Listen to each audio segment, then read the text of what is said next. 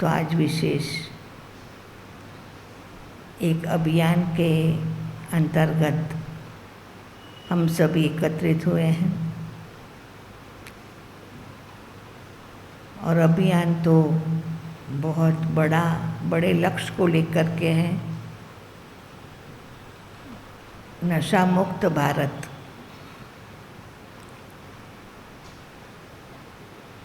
खास करके तो युवा, इसलिए कि युवा ही समाज का धन है। उनके अंदर मन की शक्ति, तन की शक्ति है और आजकल इतनी अच्छी कमाई करते हैं तो धन की शक्ति भी है। तन की, मन की और धन की शक्ति उनके पास है और वो हमारे देश की अच्छी सेवा कर सकते हैं। परंतु दुख इस बात का है कि आज का युवा नशे में डूब गया है।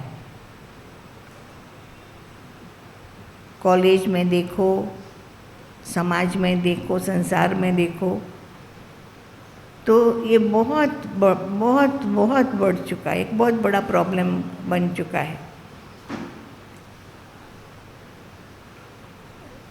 उसके लिए बहुत संस्थाएं काम करती है, गवर्नमेंट भी बहुत काम करता है।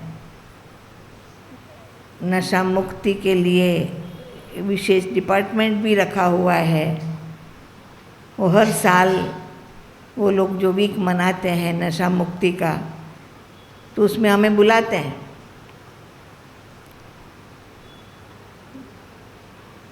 तो हमेशा तो समय की बहुत लिमिटेशन होती है, पर वो आकर के कान में बोल के जाते हैं कि आप ज़्यादा बोलना, क्योंकि आप बोलेंगे तो उसका असर होगा, लोगों पर ज़्यादा असर होगा।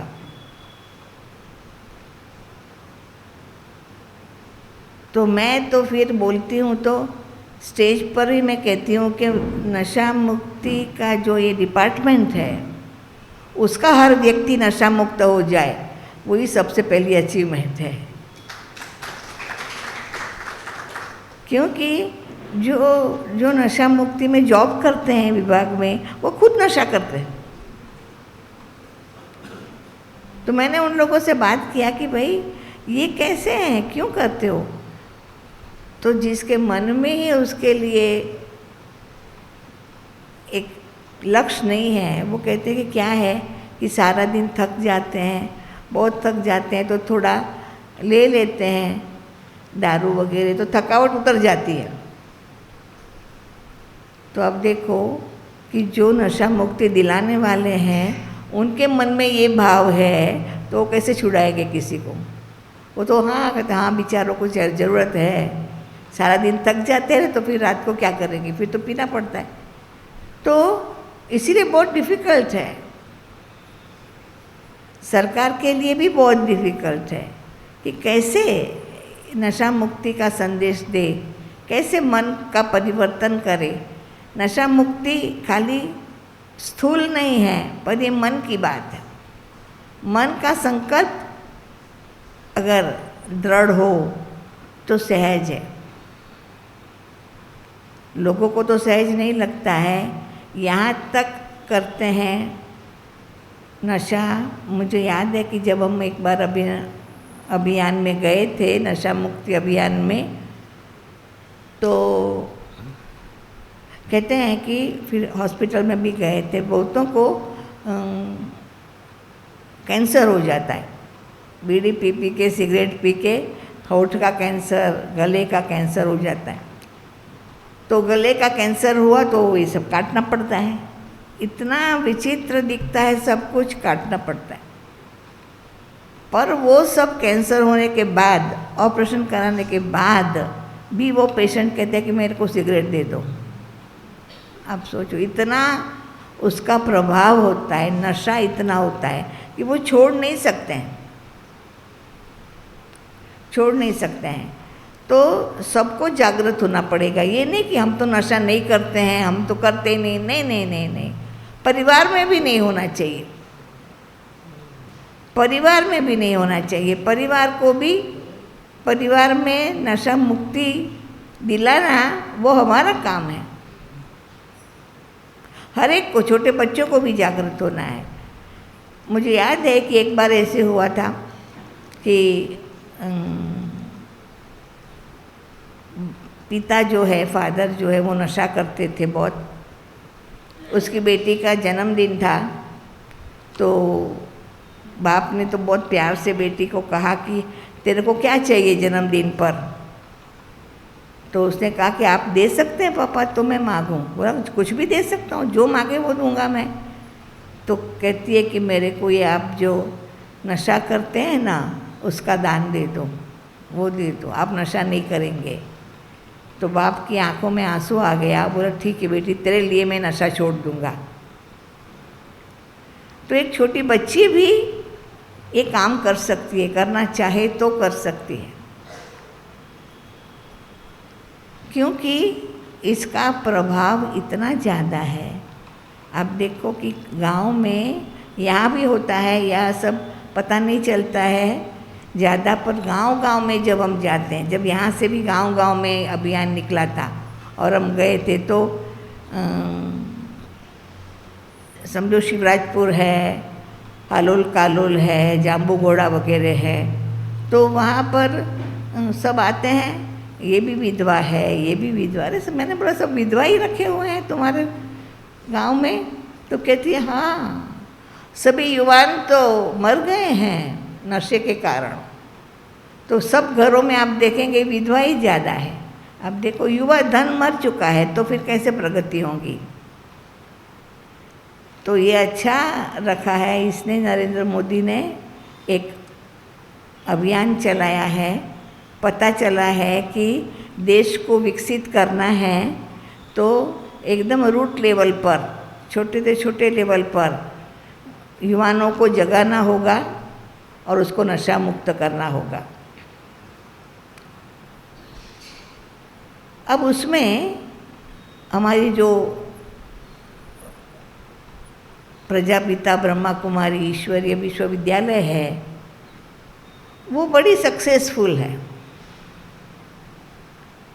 कई लोग कितना भी एडमिट कर देते हैं, एडमिट करते हैं कई लोग। हम गए थे, शिवराजपुर के पास एक संस्था है, तो वो बड़ा कॉस्टली है, तो भी कहाँ कहाँ से, बॉम्बे से, दिल्ली से, वहाँ से सब जगह से लोग आते हैं व्यसन को छुड़ाने के लिए, पर तो भी कहते हैं बहुत मुश्किल होता है, फिर वो चालू कर देते हैं।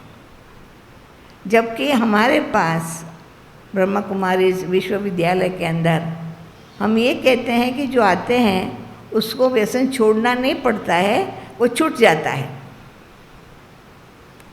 व्यसन की फीलिंग क्या है कि कोई एक व्यक्ति लेता है तो फिर उसको बार बार लेने की इच्छा होती है,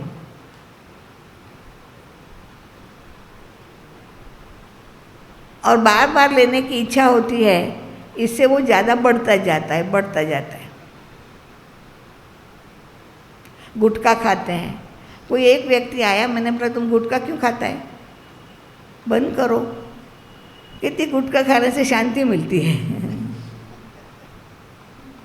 अब कितनी विचित्र बात है, आप सोचो, ऐसा ऐसा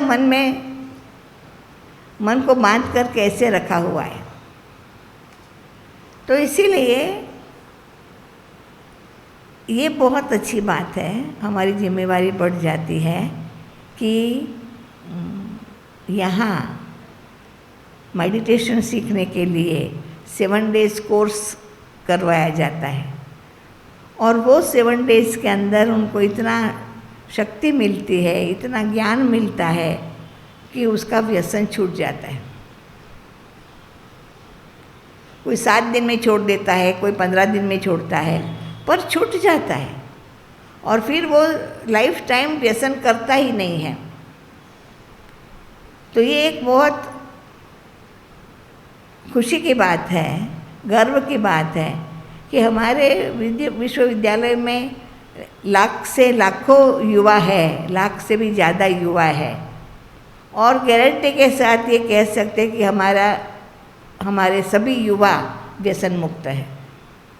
1 लाख है पर व्यसन मुक्त है, तो एक बहुत बड़ी बात है।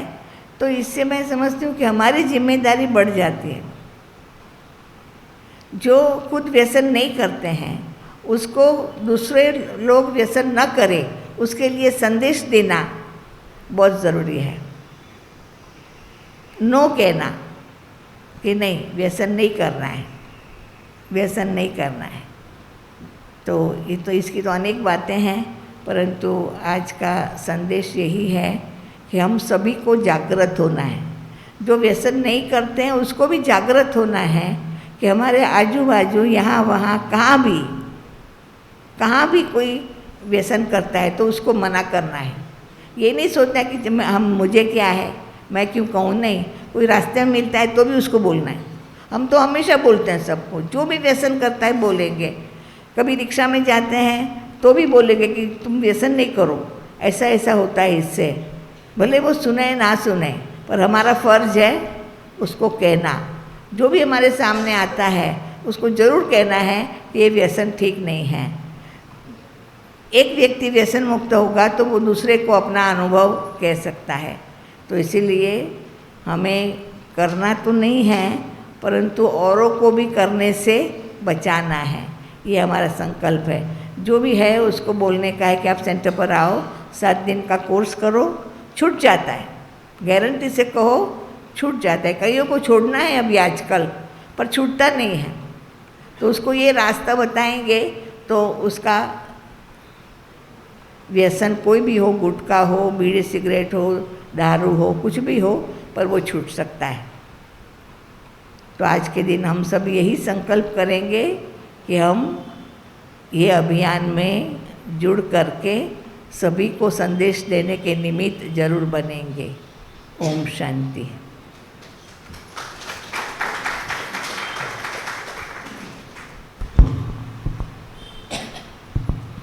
बहुत बहुत धन्यवाद आदरणीय डॉक्टर निरंजना दीदी जी का। हमारे बीच में पाटन से खास डॉक्टर अनिल बथीजा जी पधारे हैं। आप भी स्टेज पर आकर के अपना स्थान ग्रहण करेंगे।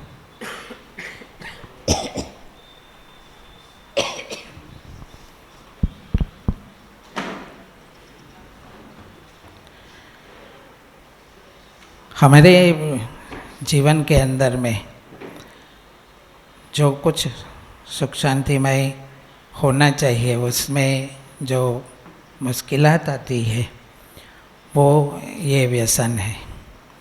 एक बार ऐसे हुआ कि एक जगह पर बापू रहते थे।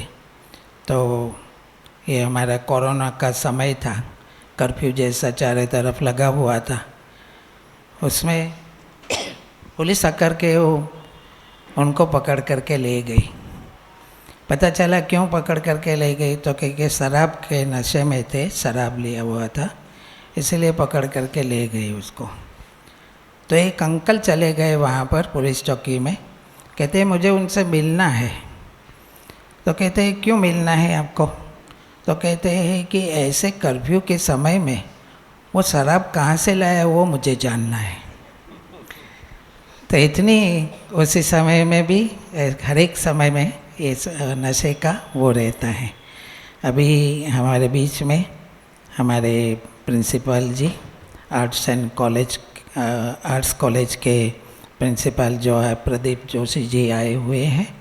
वे अपना अनुभव शेयर करेंगे, थोड़ा वक्तव्य बनाएंगे। ओम शांति। भ्राता प्रदीप जोशी जी।